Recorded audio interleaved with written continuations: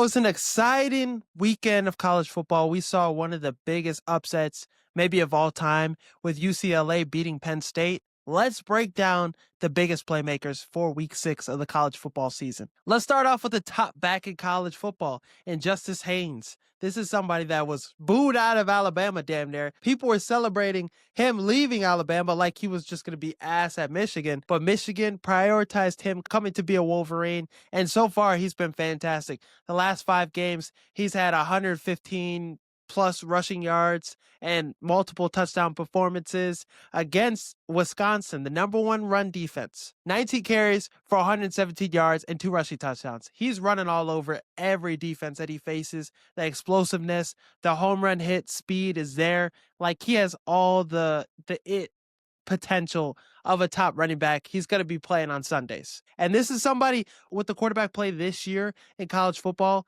It's safe to say that there's not a quarterback that's just running away with the Heisman so far. So Justice Haynes, a guy like this, having the season he's having, I wouldn't be surprised if he gets in consideration. He should be a candidate for the Heisman Trophy Award. He has 651 yards rushing on the season, 8 rushing touchdowns. He's averaging 130 yards rushing a game, 7.7 yards per carry. He's a superstar. And against Oklahoma, one of the best defenses in the country, 125 yards against him.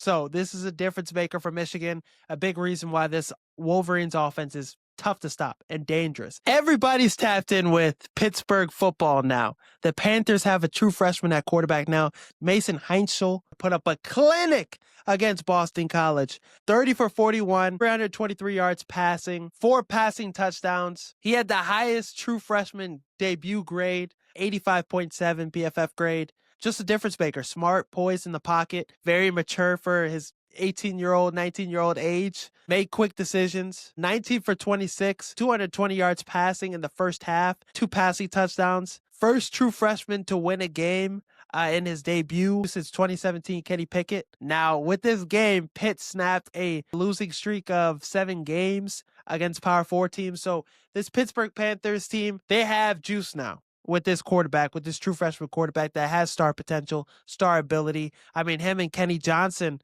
were cooking. First half alone, Kenny Johnson had 9 catches, 115 yards, and a touchdown. It looks like the Panthers got their quarterback. So Mason Heinschel, this is a guy to watch out for moving forward. Carnell Tate, receiver for Ohio State, he balled the fuck out. It's like Ohio State continues to have these dominant receivers. Jeremiah Smith is obviously the guy people focus on, but Carnell Tate's right behind him. Carnell Tate could do just about everything Jeremiah Smith could do. Big as fuck, explosive, one of the best route runners in college football, will be the best route runner in the 2026 NFL draft class.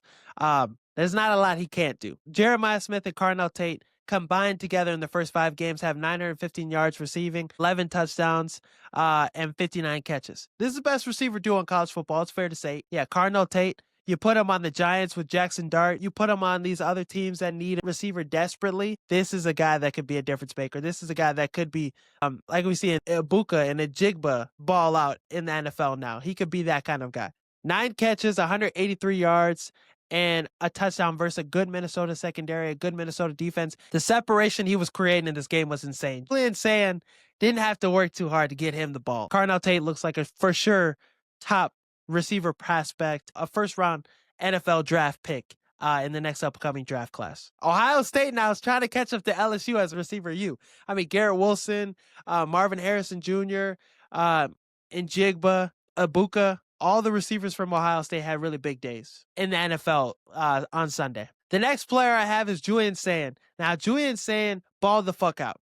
Check down Merchant. He's got all those allegations against him. But against Minnesota, he went crazy. 23 for 27, 326 yards passing, 3 passing touchdowns. If he could play like this, Ohio State's offense is unstoppable. Their defense is obviously one of the best defenses in the country.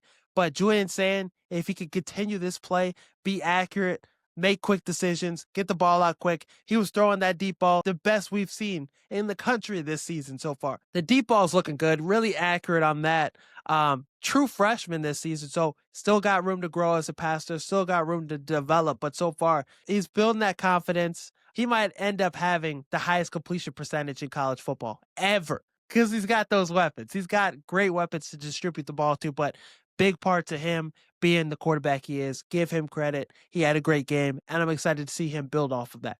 Another quarterback that had a great performance, Nico, man. Nico, quarterback from UCLA. He had a bounce back performance against Penn State, 7th best team in the country. Nico was elite. Nico could do no wrong. And with new head coach, new game plan, a new scheme, Penn State couldn't do anything against it. I know they had some guys injured in this game. Talent-wise, they should be clear in UCLA, a team that lost to New Mexico State, UNLV. Come on. But Nico was ridiculous in this game. 17 for 24, 166 yards passing, 2 passing touchdowns, 16 carries for 128 yards. On third downs, he was extending plays with his legs. He looked fast as fuck in this game. Escaping the pocket, using his legs. Looked great. Looked like a dual threat quarterback. He looked like the elite prospect we thought he would be. We haven't seen him have a game like this yet in his career in college football. So it's nice to see him have a bounce back performance like this with, the season looking like it was over. Now UCLA has some life, has some juice to, continue this season to play for something. But Nico overall made some great throws, made some great plays with his legs. He was UCLA's offense, and we saw this team, get some momentum. Penn State couldn't tackle at all in this game, but UCLA, this upset in this game isn't just about how bad Penn State was. You got to give credit to UCLA, what they did out there. There's nothing to fight for left. With their head coach getting fired early, the season going as poor as it's been, this is a huge game for them. And Nico looked like a top 3 quarterback in the country with this performance. He had Penn State's defense in hell. So that's all I got for my top playmakers in college football for week 6. Some people thought the NFC North was going to be the worst division in football this season. They thought it was going to be as bad as the NFC South.